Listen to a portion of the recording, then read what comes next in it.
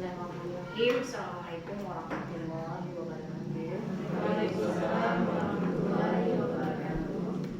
Alhamdulillah, rabbil alamin. Assalatu wassalamu ala asyrafil anbiya'i wal mursalin wa ala alihi wa sahbihi wa rasulillahi ajma'in. Asyhadu an la ilaha illallah wa asyhadu anna Muhammadan abduhu wa rasuluhu la nabiyya ba'dahu. Puji beserta syukur marilah sama-sama kita ucapkan kepada Allah Subhanahu wa taala, yang mana Allah telah melimpahkan rahmat, nikmat dan karunia-Nya kepada kita bersama, sehingga kita dapat hadir dalam kegiatan pendampingan individu untuk bagian dari rangkaian guru penggerak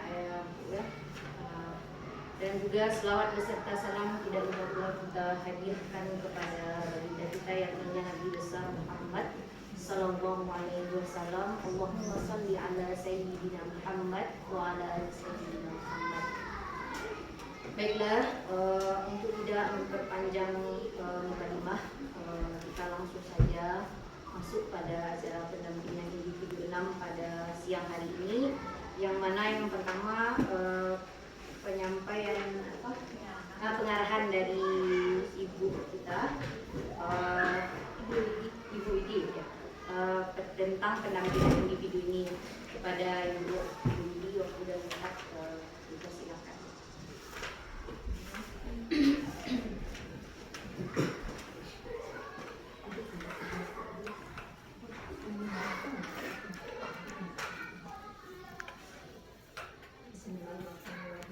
Assalamualaikum warahmatullahi wabarakatuh. Waalaikumsalam. Sebelumnya kami ucapkan terima kasih kepada Bapak dan Ibu guru SD Islam Darul Makmur, sebenarnya juga kepada orang tua siswa yang sudah meluangkan untuk hadir pada siang ini, dan juga kepada anak-anak kami tersayang yang sudah bersedia untuk terlambat pulang untuk mengikuti kegiatan diskusi kita ini.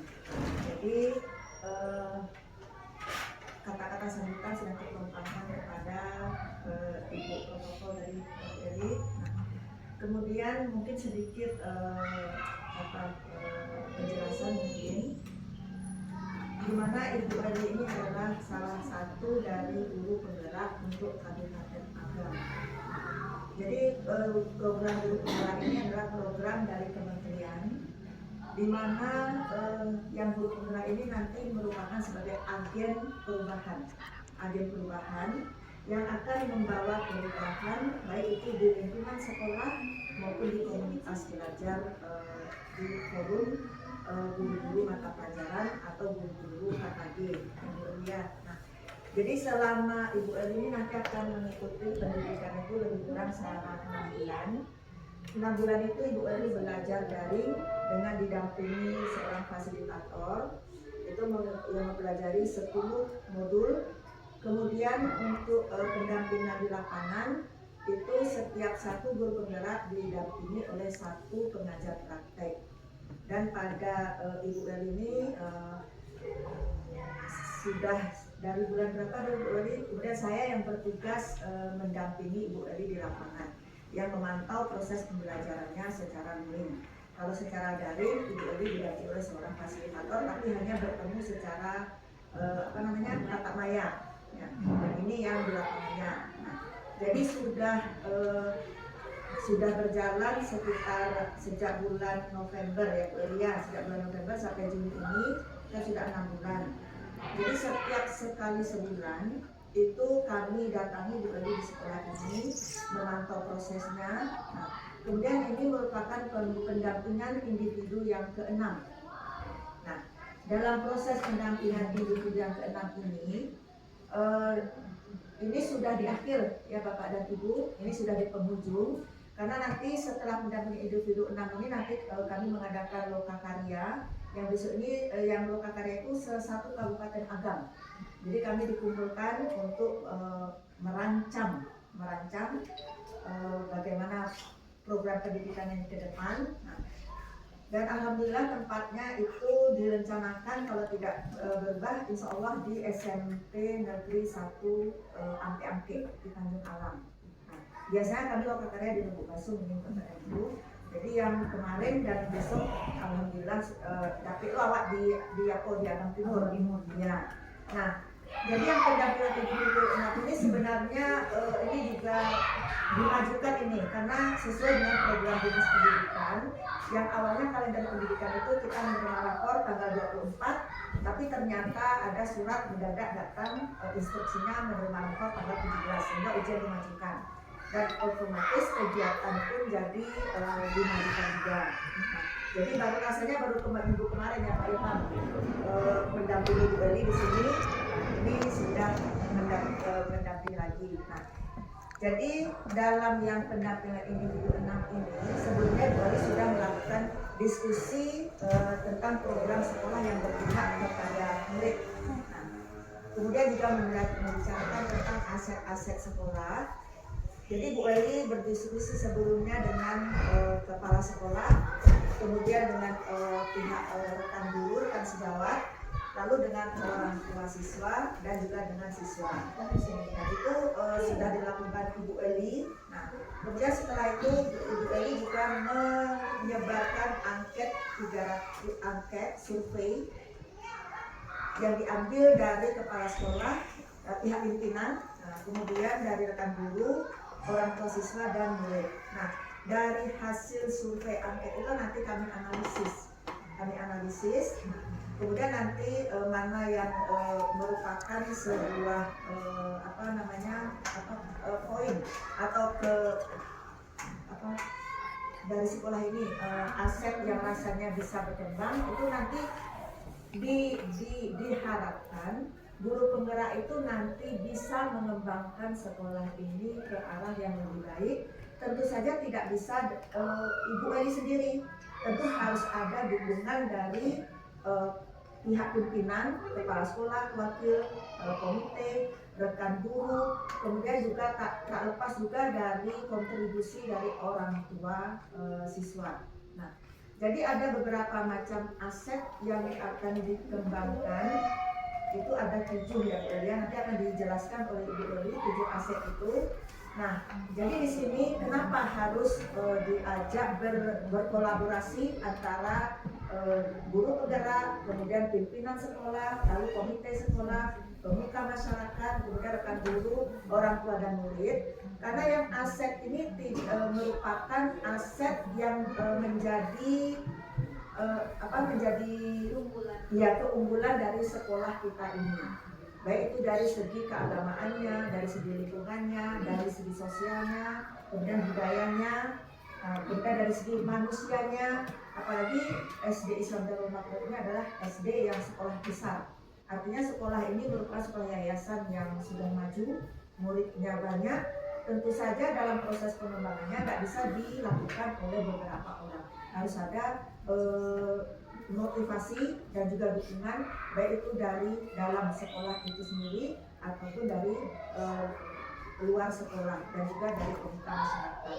Nah, itu sebabnya kami juga berterima kasih kepada Bapak dan Ibu, juga anak-anak Ibu tersayang, karena sudah membantu bagaimana proses usaha Ibu Eli itu untuk mencari hal-hal positif yang ada di sekolah kita ini. Nah, jadi hal-hal positif itulah nanti yang mungkin yang akan dijadikan sebagai sebagai hal-hal positif itu nanti akan dikembangkan. Nah, itu akan menjadi keunggulan. Dan hal-hal yang belum berkembang mungkin nanti bisa untuk kedepannya menjadi target. Jadi itu sebabnya kami berharap memang yang program guru penggerak ini merupakan program untuk memajukan baik itu sekolah maupun proses bagaimana belajar anak-anak kita, kemudian bagaimana mengarahkan anak-anak didik kita ini berkembang sesuai dengan bakatnya, sesuai dengan potensinya. Kalau mindset lama dahulu, guru banyak yang bicara di depan kelas, artinya guru hanya memberikan materi seperti itu kepada murid. Tapi sekarang tidak. anak atau siswa kita itu dibimbing, kemudian mereka diidentifikasi di mana bakatnya, di mana keunggulan anak tersebut. Jadi tugas guru itulah nanti yang akan menumbuhkan anak sesuai dengan potensinya. Jadi tidak harus anak itu harus jadi dokter, tidak semuanya anak harus jadi dokter. Bukan hanya dokter yang sukses. Jadi di mana mereka nanti berkecimpung sesuai dengan bakat mereka, sesuai dengan bakat kita, mereka bisa berkembang, bisa mereka mandiri, bisa mereka bahagia dalam hidupnya. Jadi tidak harus semua anak menjadi dokter, tidak. Tapi walaupun mereka nanti menjadi petani, tapi adalah petani mungkin yang bisa menggunakan teknologi, yang punya berhektar-hektar, beratus hektar sawah, itu kan juga petani. Tapi petani yang bisa mengambil atau memberdayakan orang lain supaya juga bisa berkembang. Jadi yang kurikulum mereka itu sebenarnya itu tidak memaksakan anak kepada satu bidang. Oh mereka harus punya nilai tinggi. Oh mereka harus kalau ujian harus nilai 100. Tidak. Kadang-kadang anak itu dia di matematikanya dia mungkin unggul. Setiap ujian bisa 100. Tapi mungkin di pelajaran kesenian dia kurang. Tidak harus mereka harus nilai tinggi 100 juga di kesenian. Kalau yang kurikulum 13 dulu kan ada KKN, ada kriteria ketuntasan minimal.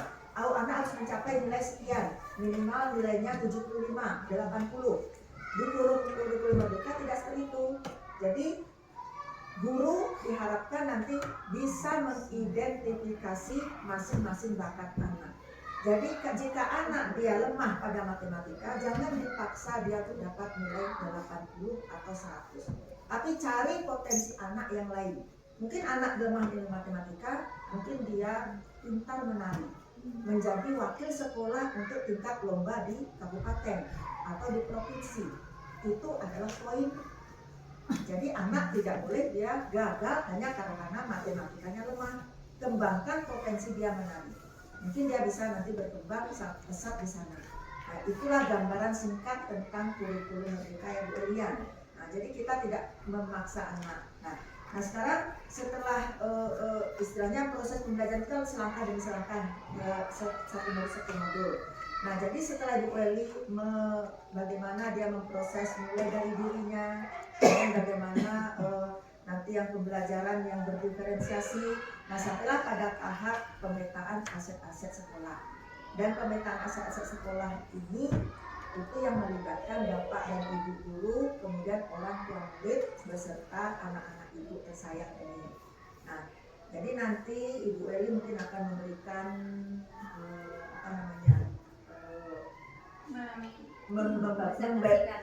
apa aset-aset yang perlu dikembangkan di sekolah kita ini. Kemudian supaya tidak membuang waktu,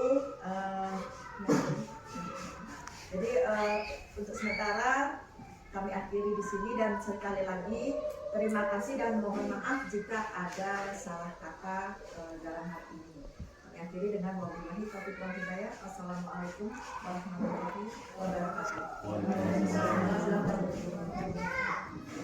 Tadi mungkin sudah kita tambahkan kepada moderator yang terdahulu. Pada kesempatan kali ini saya ingin mengucapkan terima kasih yang sebanyak-banyaknya kepada ibu-ibu rekan guru, bapak wakil, kemudian wali murid dari kelas 63 beserta anak-anak ibu 63 yang masih setia sampai sore ini untuk mengikuti kegiatan diskusi kita pada siang hari ini. Judul kegiatan kita pada hari ini yang pertama di sini mungkin dapat kita lihat pendampingan individu 6 tentang modul 3.2 pemimpin dalam pengelolaan sumber daya. Nah, pada modul 3.2 ini setelah kita pelajari, ini Bu, perkenalkan ini fasilitator Beli Ibu Yuliani, kemudian pengajar prakteknya Ibu Widi Riani, dan Beli sendiri sebagai CGP Angkatan 7. Nah, tujuan dari modul ini mengidentifikasi sumber daya sekolah secara kolaboratif bersama warga sekolah lainnya tentang aset, kekuatan, sumber daya yang dimiliki oleh sekolah. Ini rangkaian kegiatan yang kita lakukan kemarin, diskusi bersama kepala sekolah dan wakil, kemudian kolaborasi dengan beberapa rekan guru tentang aset-aset yang dimiliki oleh sekolah, dan kemudian bersama siswa. Kemarin sebelumnya Weli diskusi dengan murid kelas 41 tentang aset ini. Nih, pertemuan pertama kita kemarin dengan Bapak Wakil. Nah, adapun hasil diskusi kami kemarin secara garis besar yaitu tentang bagaimana hubungan pengelolaan sumber daya yang tepat akan membantu proses pembelajaran murid yang berkualitas dengan memberdayakan aset atau modal manusia, yaitu guru yang mandiri, reflektif, kolaboratif, inovatif, dan berpihak pada murid. Selain itu, pada modal fisik dengan adanya sarana dan prasarana yang memadai akan menunjang pembelajaran murid menjadi lebih efektif. Ini pertemuan kita kedua dengan beberapa rekan guru, kegiatan diskusi tentang pemetaan aset.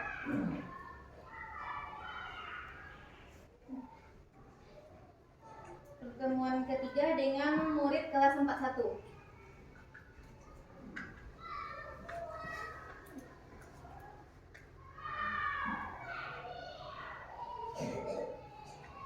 Ini dengan pertemuan selanjutnya dengan beberapa rekan guru, ada dengan Ibu Wakil FDTA Ibu Marlaini.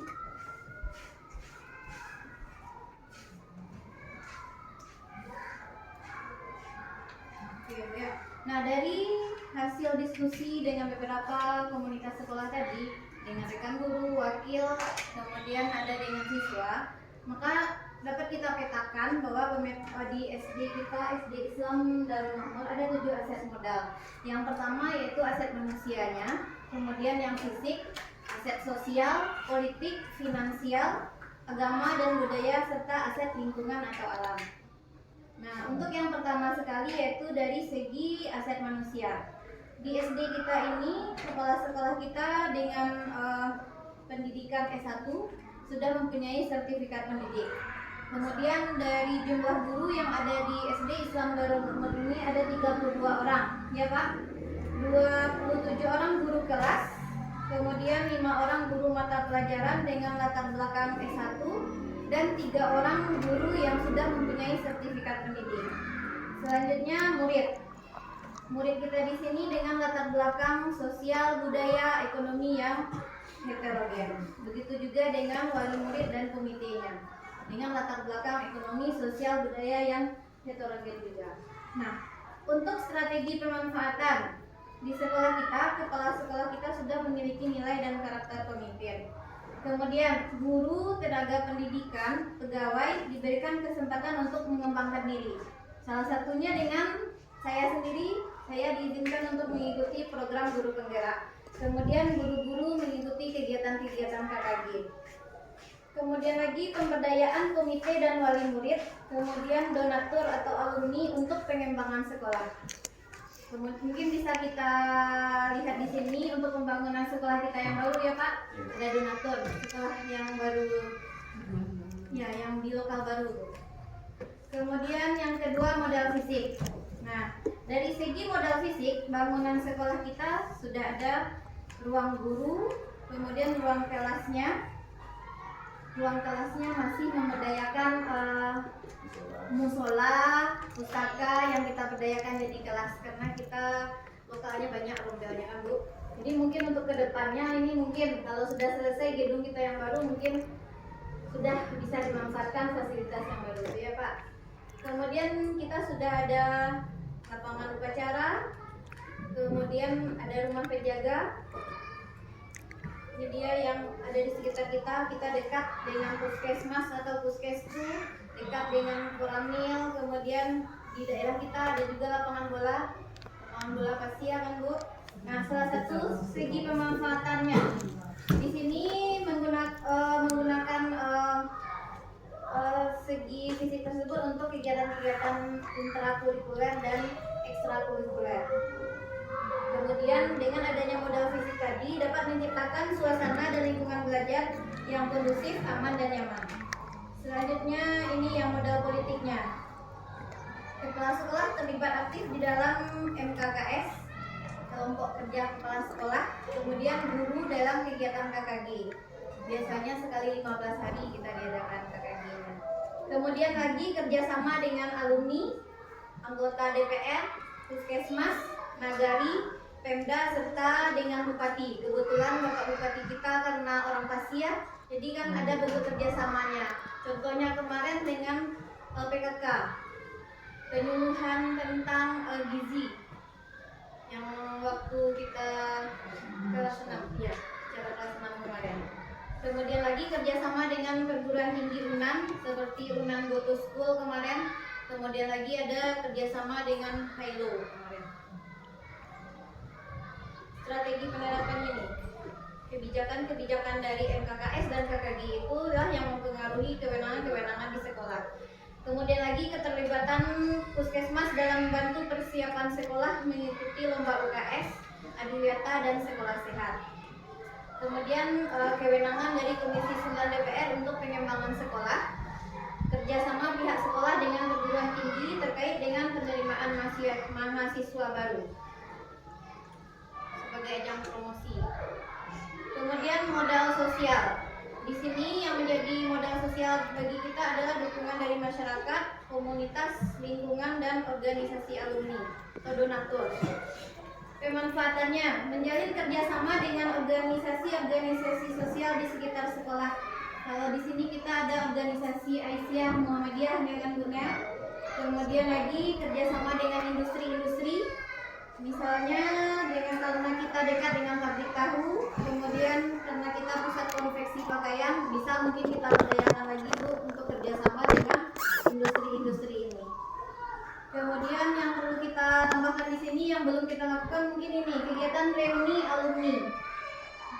Kalau sebelum-sebelumnya di SMA, SMP ada alumninya Bu. Nah nanti mungkin yang perlu kita buat alumni dari SD Islam Darul Ma'mun. Itu mungkin yang perlu kita berdayakan. Ya kalau di mana-mana biasanya kan SMP ada alumninya. Yang SD rasanya yang belum Bu. Ya mungkin itu bisa kita berdayakan. Kemudian modal finansialnya. Kalau modal finansial itu ada BOS, BOP, sumbangan komite, bantuan alumni, kemudian ada dana dari wakil anggota DPR. Kalau daerah kita kalau ada misalnya anggota DPR kan ada memberikan beasiswa gitu, semacam beasiswa. Nah ini pemanfaatannya. Satu lagi kan diri segi industri di sini, karena kita pusat industri, contohnya Sulaman, PMK ini kan terkenal kan Bu, harusnya lebih kita berdayakan ini.